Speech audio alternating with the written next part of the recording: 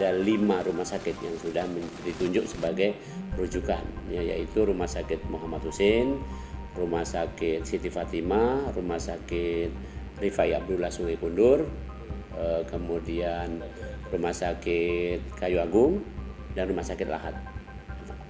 5. Itu disebut yang 5 tadi kita anggap adalah namanya first line. First line. Yang akan dilakukan sekarang kemarin dari hasil diskusi rapat koordinasi adalah kita akan menunjuk second line, yaitu yang lapis keduanya. Kemungkinan lapis kedua ini termasuk rumah sakit swasta, karena sebelumnya ini semuanya rumah sakit pemerintah. Apabila terjadi lonjakan ya. Jadi gini, yang kita pentingkan dalam memagari ini tadi kewaspadaan ini adalah satu, screening. Siapa yang di screening? Yang namanya OPD, orang dalam pengawasan. Namanya orang, berarti artinya siapapun ya. Seperti misalnya sekarang di bank-bank itu kan ada juga namanya thermal scanner ya. Kita di begini kan suhunya berapa kan gitu ya. Itu namanya orang dalam pengawasan kalau sampai orang itu ada menunjukkan gejala demam, sesak napas, batuk pilek seperti itu. Tapi ketika orang itu sudah berobat ke rumah sakit namanya pasien dalam pengawasan, PDP.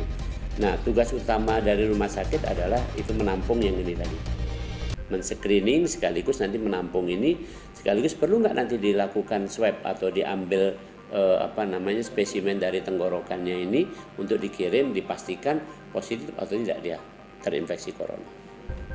Kalau sejauh ini sejauh ini katakanlah kita ini ya agak sedikit berbeda ya. Di luar negeri mungkin screening ini cukup masif, makanya perlu diluruskan. Sebenarnya bagusnya kita masif ya, lebih banyak orang yang di screening lebih bagus. Tapi kita juga terkait kita harus akui bahwa kita punya fasilitas sarana prasarana yang belum mensupport sampai ke sejauh itu. Kemudian yang kedua, pendanaan juga kita tahu sendiri ini, pendanaan juga kita bukan masalah yang mudah untuk itu.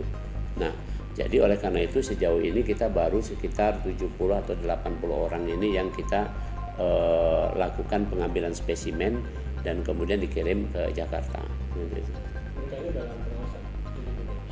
Dari 70-an itu tadi ternyata yang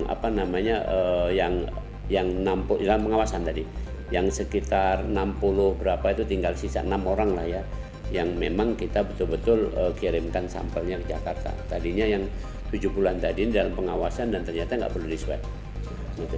Sehat-sehat saja. Kalau untuk minimnya perlengkapan ini APD atau apa? Kalau di rumah sakit rujukan? Kalau di rumah sakit rujukan, satu yang perlu diketahui sebenarnya idealnya kalau memang betul ada pasien corona ini COVID-19, idealnya adalah dia di ruang isolasi. Memang harus demikian, adanya perawatannya, sistemnya harus di ruang isolasi. Nah, kita ruang isolasi kita kan mesti orang isolasi itu mestinya punya jalur trek khusus nih. Nah, maka baru 5 rumah sakit tadi yang memenuhi katakanlah mendekati ke arah sana ya, termasuk Husin ya. Tapi jumlahnya kan belum banyak. Sampai seperti sekarang misalnya, kalau kita kirim saja misalnya 10 pasien diisolasi di rumah sakit Muhammad Husin, itu mungkin nggak mampu, akan ditaruh di ruangan lain lagi gitu. Karena nggak sampai bed atau kapasitas tempat tidur di situ untuk isolasi nggak sampai 10.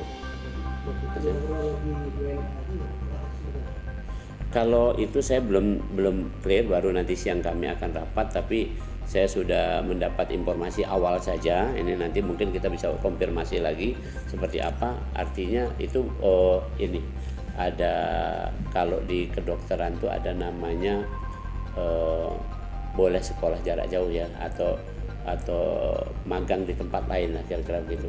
Nah, ini koas, orang tuanya juga adalah warga negara mana Belanda untuk gitu kan. Di sana dinyatakan positif. Itu tadi mungkin di sana screeningnya kan masih positif ya, saya ingatkan ya, positif maksudnya itu positif infeksi tapi bukan penyakit infeksi. Jadi semua kita harus paham bahwa COVID-19 ini satu bisa menimbulkan infeksi, artinya kita semua bisa kena, katakanlah itu ada virus dalam badan kita ini, tapi belum tentu kita sakit. Kalau dari semua catatan sekarang ya hanya 3% yang menimbulkan sakit. Jadi dalam pengawasan ini, tapi ini kan sekarang baru kita koordinasikan apakah akan diambil sampel untuk dikirim ke Jakarta dan sebagainya untuk itu. atau kita konfirmasi di sini. Selama ini di Husin sendiri sudah bisa melakukan pemeriksaan awal, tapi butuh konfirmasi dengan Litbangkes Jakarta. Maksudnya anak ini nggak dirawat ya? Nggak diisolasi? Anak ini dalam pengawasan di Rumah Sakit Husin. Itu. Untuk kita mendapatkan hasil sampling suspek tadi. Alatnya namanya PCR, Polymerase Chain Reaction. Nah, kita punya di 2 tempat, yaitu tadinya hanya di Husin yang ditunjuk, kemudian di-extend, diperluas ke BBLK juga. Jadi Husin maupun BBLK bisa untuk memeriksa ini. Konfirmasi positifnya atau pastinya tetap rujukan ke Litbangkes, tapi mengerjakannya bisa di sini. Ini lebih cepat waktu Lebih cepat waktunya. untuk mengetahui hasilnya. Ya, untuk bisa hasilnya. Karena kan gini, sampel nggak perlu lagi bawa ke Jakarta.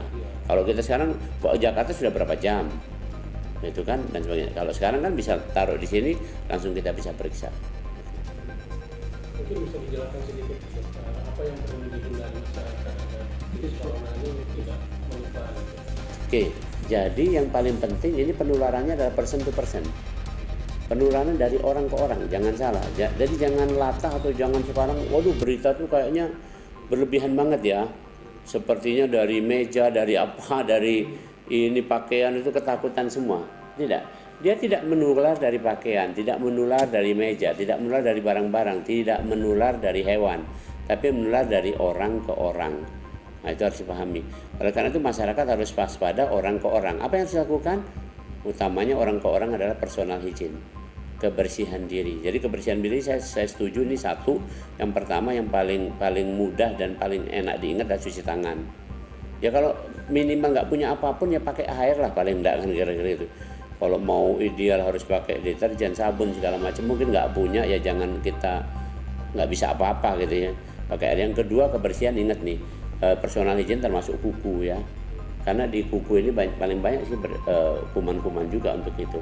Nah kemudian kebersihan rambut, kebersihan mulut gitu kan, dan sebagainya. Inti kata termasuk pakaian, kebersihan pakaian. Sebenarnya yang dianjurkan adalah pakaian itu yang simpel-simpel aja gitu, jangan yang terlalu banyak aksesoris, karena itu memungkinkan adanya droplet atau bagian dari yang keluar dari nafas kita yang mengandung virus tadi nempel-nempel di sana gitu. Yang dilakukan. Jadi personal hygiene untuk masyarakat.